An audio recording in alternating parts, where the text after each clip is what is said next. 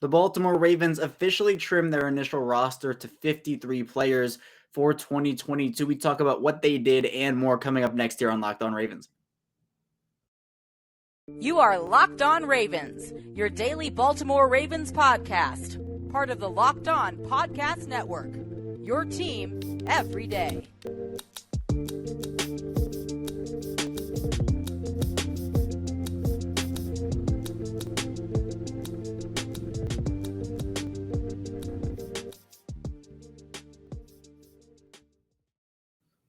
And we return here with another episode of Locked On Ravens, your daily Baltimore Ravens podcast. I'm your host, Kevin Oestreicher of Ravens Wire. Of course, we're here on the Locked On Podcast Network, your team every day. And thank you so much for tuning in, making Locked On Ravens your first listen of the day. We're free and available on all platforms. That includes over on YouTube in video form. And today's episode of Locked On Ravens is brought to you by LinkedIn Jobs. LinkedIn Jobs helps you find the candidates you want to talk to faster. Post your job for free at linkedin.com/lockedonnfl.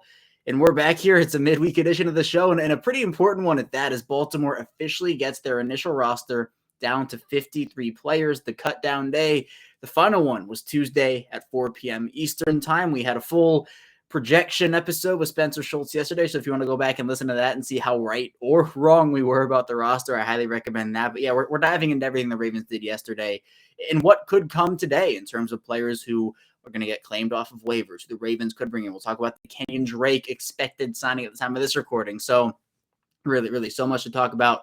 We'll dive into in the first segment how the Ravens roster looks on offense. Second segment, talk defense.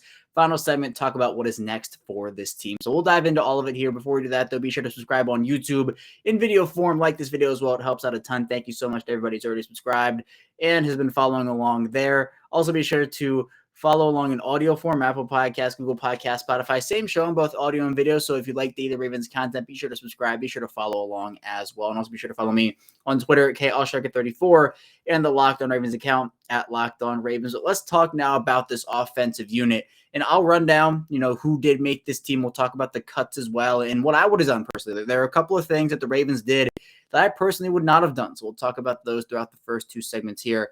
Starting off with the quarterbacks, though, this one not really a surprise. The Ravens keep two quarterbacks, Lamar Jackson, Tyler Huntley. That means that Anthony Brown was the odd man out here. I had kind of talked about this really throughout the last couple of weeks, and I thought that Anthony Brown, in a different circumstance, probably did enough to make the roster. Like he is the perfect third quarterback option for what the Ravens team needs right now. But the Ravens just didn't have enough room to really have the luxury, I'd say, to put a third quarterback on this roster. So hopefully Anthony Brown can make it through to the practice squad. We'll talk about that in the third segment too, some potential practice squad options. But yeah, I thought Brown did play well enough, but unfortunately just it really was. People talk about a numbers game. It definitely did come down, I think, to just a numbers game with Anthony Brown. But then you move over to running back, and this is where we really see the first big surprise for the Ravens on cutdown day. Now, we will talk about Kenyon Drake in the third segment and what he will bring to the table, assuming that deal is official. Again, it's looking like it will be, but we want to, not say anything until it's official. But for the Ravens, with that expected signing, it really pushed one of those other running backs out the door, it feels like. The Ravens do decide to move on from Tyler Beatty, who was a sixth-round pick in 2022. And in the Eric DeCosta era, we have seen, kind of like in contrast to what Ozzie Newsome did when he kind of had that role, Ozzie Newsome really let things play out with the rookies. He really was somebody who let things just go the course and give rookies, and that means guys on rookie contracts, second and third and maybe fourth chances for the most part. Something really had to go pretty wrong if you were getting let go in your rookie contract by the Ravens, especially as a rookie, like actually in your first year in the NFL, not playing a snap. With the Eric DeCosta era, look, we go back to last year, right? We see Shaun Wade get traded to the Patriots. We see Ben Mason get released. Those were two picks that year. This year, we see it with Tyler Beatty out of an 11-player draft class. And that's part of the reason why I didn't expect the Ravens to take 11 players in this draft. I didn't expect them to take double digits.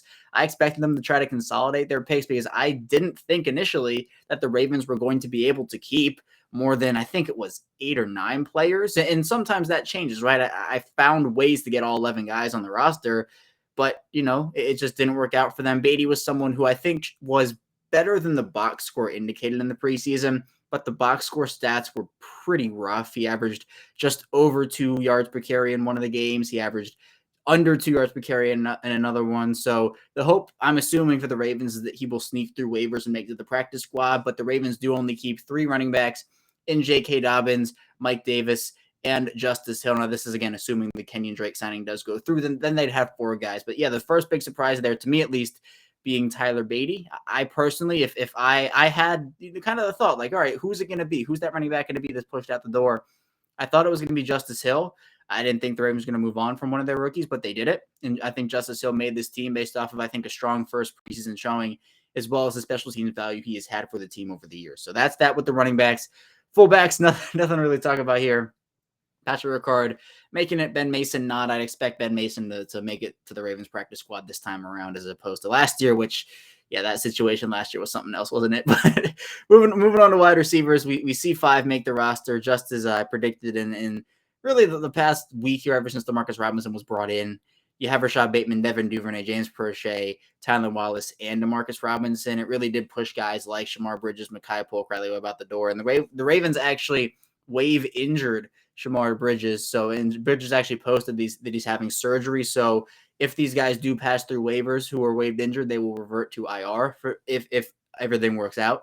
So there's still a shot Shamar Bridges does come back. We saw it with Slade Bolton for the Ravens, who was cut a couple weeks ago. So that's one thing that the Ravens did.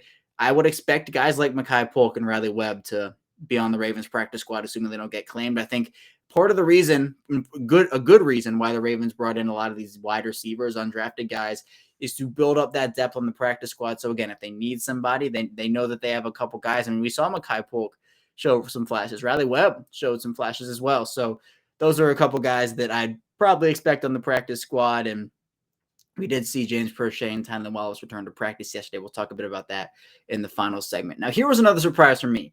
Tight ends, I thought the Ravens were keeping 4. I did not expect Josh Oliver to make this roster. Well, that might have been a spoiler alert, because guess what? He made the roster. The Ravens keeping Mark Andrews, Isaiah Likely, Nick Boyle, Charlie Kolar, and Josh Oliver. Now, Charlie Kolar is a prime injured reserve candidate. He will likely be on injured reserve by the time Wednesday ends, and that will open up a roster spot for somebody else to come back. He hasn't practiced in a very long time. Missed the entire portion of training camp and the preseason due to his sports hernia issues. So I'd expect him to go on injured reserve. I personally would not have kept Josh Oliver on this roster. I think keeping him on the roster, deprived them of keeping another talented player on the roster, such as guys we'll talk about in the upcoming minutes and in the next segment too. I just think the Ravens could have found somebody else to play the role that Josh Oliver is going to play on this team, which could very well be inactive some weeks, depending on if the Ravens want to activate 3 or 4 tight ends. I'm assuming he'll most likely be active. I'm assuming Baltimore's going to activate all 4 tight ends. When Charlie Kolar comes back, Josh Oliver is probably on the way out. That's just how I see it. I don't think Josh Oliver showed me enough in the preseason to deserve a roster spot. And again, I'm not trying to disrespect him or anything, but that's just that is what it is. I think Baltimore could have found somebody on the tight end market that could have probably played the role he could have and still been able to keep a player that I think deserved a roster spot. So we'll get into those players in a couple minutes. But yeah, the Ravens decided to keep 5 tight ends and really showing that they are going to use those heavy tight end sets, going back to bully ball, something we've been talking about for a long time here on the show. And I think that also shows on the offensive line, where we see the Ravens keep 11 offensive linemen. Speculation all offseason about which one of these guys is going to get traded. Ben Powers was my pick for that, but it seems like he's put together a performance to lock up that starting left guard job. They keep Tyree Phillips and Ben Cleveland and Ronnie Stanley and Powers and Linderbaum and Kevin Zeitler and Morgan Moses and Patrick McCary and Jawan James, Daniel Falele, and Tristan Colon, who I had off of my initial prediction. Definitely like an on the fence final on or final off guy. So again, I understand why they kept Tristan Colon. I'm not saying it was not I'm fine with that. But at the same time, keeping 11 offensive linemen, I mean, it's a lot of offensive linemen. And again, it deprives other positions of a body on the roster, which I think the Ravens, they might run into a couple of issues here in the coming days. We'll talk about that in the final segment in terms of just getting enough guys at certain positions based off the players that they kept. So maybe something's in the works. Maybe a trade does still happen, but the Ravens definitely favoring tight ends in the offensive line in this, which again, I don't think is necessarily wrong. I just think that, again, they might have been able to find some production with a player who wasn't Josh Oliver, and that would be able to keep somebody else. But we'll continue talking about the Ravens roster coming up in the second segment. We'll talk about the defense and who they kept, who they cut, and more. So be sure to stay tuned. We still have a ton to talk about here on the show.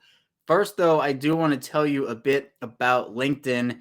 And as you gear up for the fall, you need the right people on your team to help your small business fire on all cylinders. LinkedIn Jobs is here to make it easier to find the people you want to talk to faster and for free. And I've used LinkedIn for a ton of different things throughout the course of my life. And you can create a free job post in minutes on LinkedIn Jobs to reach your network and beyond, the world's largest professional network, over 810 million people. Then add your job in the purple hashtag hiring frame to your LinkedIn profile to spread the word that you're hiring so your network can help you find the right people to hire.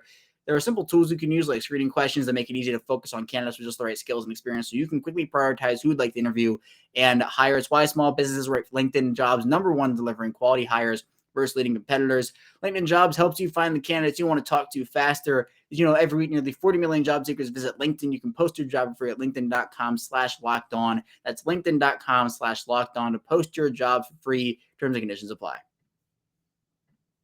And I do want to tell you a bit about Prize Picks, and fantasy has been in my life for really as long as I can remember. Again, we're doing the Locked On Ravens Fantasy Leagues this year. They're really exciting. I'm excited to get them started. We're still in the process of getting them filled up and getting the draft scheduled. But for Prize Picks in particular, it's really easy to use, and how it works is you can pick 2 to 5 players, and if they score more or less in their Prize Pick projection, you can win up to 10 times your money on any entry. There's no competing against other people. It's just you versus the projections available. They offer projections on any sport that you watch, so that includes the NFL, the NBA, the MLB, the NHL, PGA, college football, college basketball.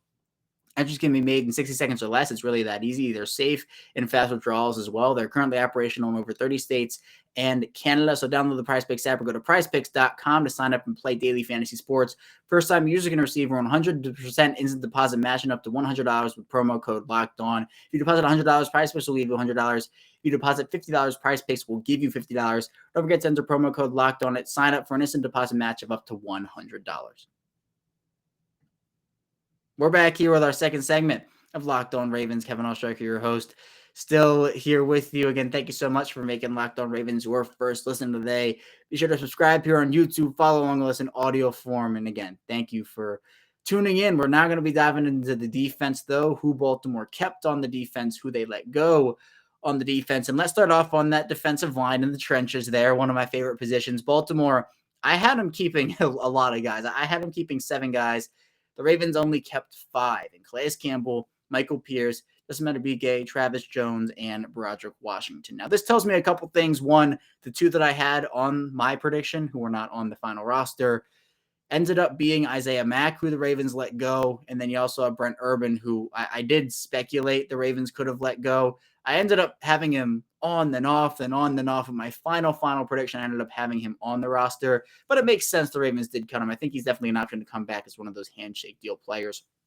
But I think this tells me that Travis Jones probably isn't going on IR. Now, he definitely could. But it feels like if the Ravens felt like they needed to put Travis Jones on IR, they might have kept an extra body there on the defensive line. And maybe it did just come down to numbers and they really couldn't afford to, and Travis Jones is still going on IR and they're bringing back Brent Urban, and then they'll figure it out that way. That could happen. But Travis Jones, the timeline is about 3 to 5 weeks. Maybe he'll be able to return a little bit earlier than that. And honestly, whenever he's able to return to the field, Baltimore is going to be getting somebody who can contribute on multiple levels. We saw it throughout the preseason. But it wasn't shocking to see Brent Urban released here. I think Isaiah Mack, somebody who I would have definitely liked to see on the roster. I understand why the Ravens did end up letting go of him. They let go of Rashad Nichols as well. They waive injured Aaron Crawford. So same thing. If everything goes well, it should be able to revert back to injured reserve. But I think when you're looking at the defensive line needy teams throughout the league, 2 of them fall in the AFC North right now in the Cincinnati Bengals and the Cleveland Browns. I wouldn't be shocked if Isaiah Mack went to an AFC North rival. Again, I don't have any inside information on that or anything, but it's just a little hunch I have, and I'm hoping it doesn't come true. I'm hoping he clears through waivers and gets on the practice squad, because he would be one of the perfect additions on that practice squad. But the defensive line, again, 5 guys for now. We'll see how it ends up going over the next 24 or so hours as moves continue to come in. Again, this is an initial roster. Moves are still going to be made. The Ravens are going to put people on IR. One of those people, David Ojabo, So smooth transition over to outside linebacker, where the Ravens, there was speculation. How many would they keep? They kept 3 of them. This one was a little surprise to me. The Ravens waive injured Dalen Hayes. So Hayes no longer on the roster at the time of this recording. But again, maybe he will be on injured reserve in the next 24 hours. Adafe Owe, Justin Houston, David Ajabo are the 3. Ajabo definitely going to be put over to injured reserve. And again, the reason he wasn't able to go on the NFI list and he wanted to count it against the roster on the 53 is because of the whole contract holdout situation, where I think it's after a certain amount of time, he's not allowed to go on the NFI list without a contract. And so that happened. And so he had to take up a roster spot. Very unfortunate for the Ravens that situation was, again, something that we haven't seen in a very long time, a rookie holdout. But it happened, and that's what it is. So Ajabo probably going to go on injured reserve. The Ravens parting ways with Steven Means as well. That's someone who definitely I feel like is a handshake candidate. We'll get into this in the final segment too in terms of like what comes next for them. But the Ravens are extremely thin at outside linebacker right now. It is a big concern. It's a big concern. I mean, you can't look at the position right now and say it's not. I think that Adafe Owe can have a huge year. I expect him to. I expect Adafe Owe to do big things this year. I also expect Justin Houston to play really well. Like, I think that if you can manage his snaps the right way, he has so much potential as kind of like a situational guy you can put in and he'll do work. But who's behind them? I mean, who is it? It's literally no one. At the time of this recording, they literally have no one healthy behind Adafe Owe, behind Justin Houston. Now, hopefully Tyus Bowser can come back after those 4 weeks, but they have to make a move there. We'll talk about that in the third segment. An inside linebacker, this is another one that I think shocked me a little bit, not because of the players, but just because of the sheer number. Baltimore ended up keeping 5 inside linebackers on their team. Here in Patrick Queen, Josh Bynes, Blake Harrison, Josh Ross, and Kristen Welch. So Josh Ross becomes, again, another one of those undrafted inside linebackers to make the roster. You want a bit of a throwback here? I'll give it to you. You got guys like Jameel McClain, Danielle Ellerbe, Zach Orr in that conversation as well. So very, very long list of undrafted inside linebackers. Josh Ross proved it throughout the entire preseason. He earned that spot for sure.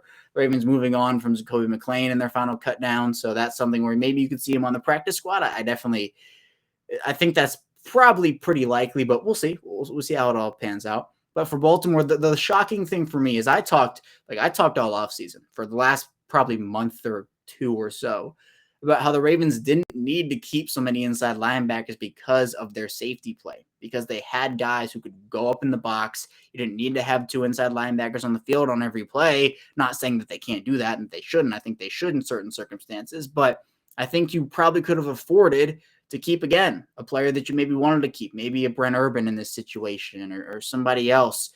I think that Baltimore probably could have done that, but I think what happened here is they valued the special teams ability of Kristen Welch. He's played that role for them over the past couple of seasons, and he's been good at it. I mean, he had a great game. I mean, I think he played his way onto the roster in that week 3 game against the Commanders. If he had made the roster after like the first 2 weeks of the preseason, I would have been like, did he really do enough?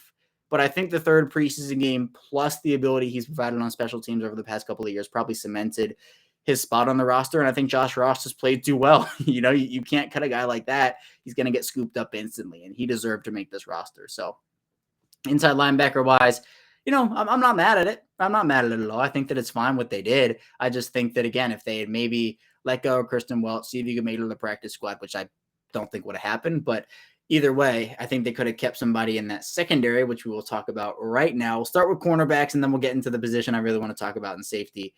Cornerback-wise, you have really no surprises here. Baltimore ends up keeping 6 of them, and this does depend how you classify. But yeah, Marlon Humphrey, Marcus Peters, Kyle Fuller, Brandon Stevens, Jalen Armour-Davis, Pepe Williams as well. So those are your 6. Baltimore getting rid of David Vereen, and I think that this was a position where you really looked at it and you're like, yeah, there's nothing really, like, there's no really wiggle room here. Like, Kevon Seymour is someone who I feel like the team really likes. I think he's also he's liked in that locker room, but there wasn't room. There wasn't room for him. And you kind of talk about the safeties next there, because there were situations where I had the Ravens keeping 6 safeties. Like, I could have seen it, but the Ravens end up keeping just 4 of them in Marcus Williams, Chuck Clark, Kyle Hamilton, and Geno Stone. And that means Armour-Davis Washington did not make the roster. And this one's a little tough. I think Armour-Davis Washington is going to be really good. but I'd say he's going to get scooped up. I think there's no possible way he gets on the practice squad, and hopefully this is like a reverse jinx and he makes it.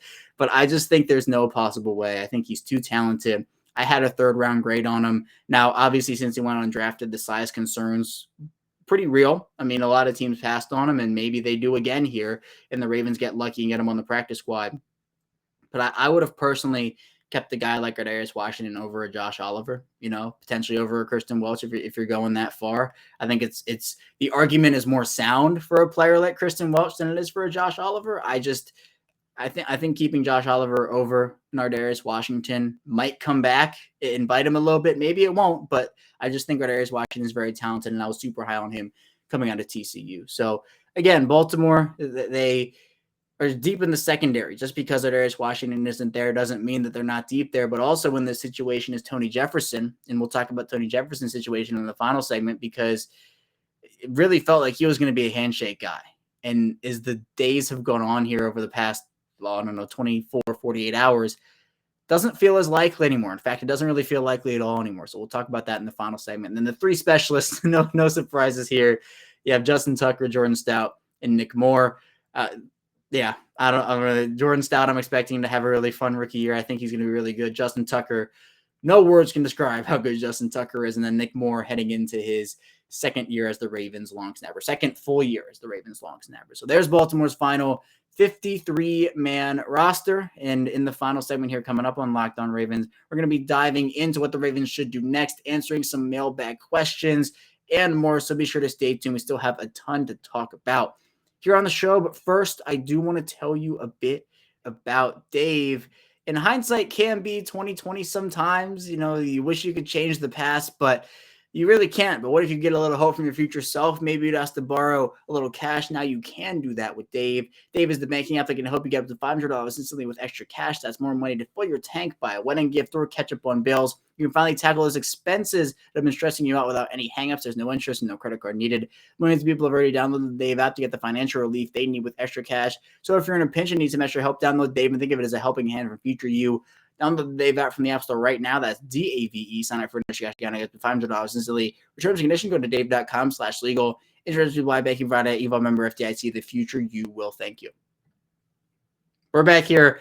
Our final segment on Locked On Ravens. Kevin Ostraker, your host, still here with you. And again, thank you so much for making Locked On Ravens your first listen of the day here. Subscribe on YouTube. Follow us in audio form. Thank you so much again for listening here today. But we're now going to dive into what's next, because really, when you look at the initial roster, look, it's great to get it down to 53 players, but it is in no way, shape, or form finished here. Baltimore still has a practice squad to fill out at the time of this recording, guys to put on injured reserve, more roster moves to make. Now, one of those moves, and we'll get into that now, actually, we'll start with that, is the Kenyon Drake expected signing. Now, Drake was released by the Las Vegas Raiders and has been a very productive player over the course of his 7-year career. He ended up starting his career in Miami, played for Arizona, ends up going to the Raiders, and in the course of that 7-year career, has rushed the ball 758 times for 3,384 yards, 29 touchdowns on the ground, but through the air also. He's a good pass catcher, 199 receptions, 1,535 yards, and 7 touchdowns. Now,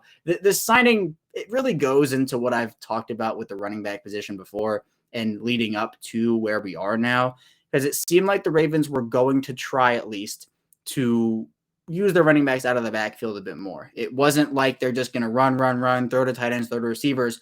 They want to, I think, use their running backs out of the backfield this year, because last year I think we were going to see it. We heard John Harbaugh talk about it. We heard J.K. Dobbins talk about it. Gus Edwards talk about it. And then those guys get injured. They have to change their entire offense around multiple times throughout the season. It just didn't get to where I think they wanted to.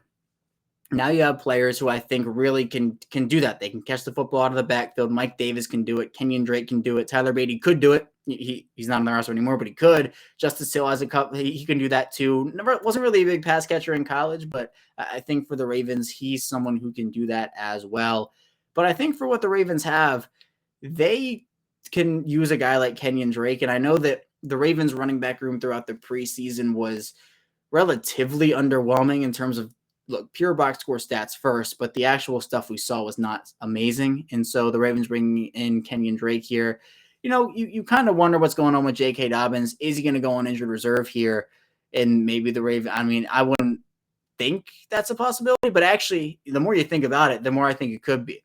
I think that we could potentially see that. And part of the reason why is because there aren't really a lot of IR candidate guys for the Ravens. And look, if J.K. Dobbins can play week one, he can play week one, right? You want to put him out there when he's fully ready, fully healthy and everything.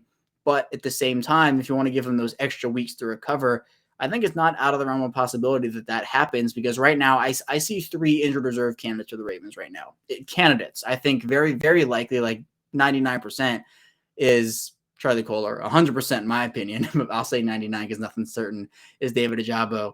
And then 50% is J.K. Dobbins. I definitely don't feel confident this is going to happen. And, not that I want it to, but I think if you do that, you can bring in Kenyon Drake, have those 3 running backs and kind of work in with a couple other guys. And then also you could maybe call up a guy from the practice squad. Like maybe if Tyler Beatty gets to the practice squad, you can call him up on game days or something. Like maybe something like that happens. But at the same time, you look at the other handshake players. I think really Brent Urban, Steven Means, and Tony Jefferson are the guys you look at. But you have to have a roster spot with Kenyon Drake. I think the Ravens have to make a move at outside linebacker, and I think that means more than Steven Means. Like I think Steven Means, yes, but you have to put someone on top of that. You have to add someone else. Now, there have been a lot of players released over the past couple weeks, and obviously yesterday was a big day for that too. I think someone who was released 2 days ago, who I think could be a huge, huge asset to them, is Devon Kennard. Now, Kennard right now, he's someone who I think can play the Tyus Bowser role before Tyus Bowser comes back. Arizona didn't really use him like that, though. He was a free agent during the 2020 offseason. And, like Spencer and I talked about him on the show a ton when we were diving into guys the Ravens could sign. Kennard is someone who in Detroit ended up, doing that kind of Tyus Bowser-ish stuff. And I think that he can do that again. Now, the sack production numbers for him had a couple of really good years in his final couple of years in Detroit, 7 sacks in both 2018 and 2019. But the Arizona numbers just were never really there for him. But you see him during his time with the Giants. He started off with the Giants from 2014 to 2017, have a bunch of pass deflections, forced fumbles, all around the football.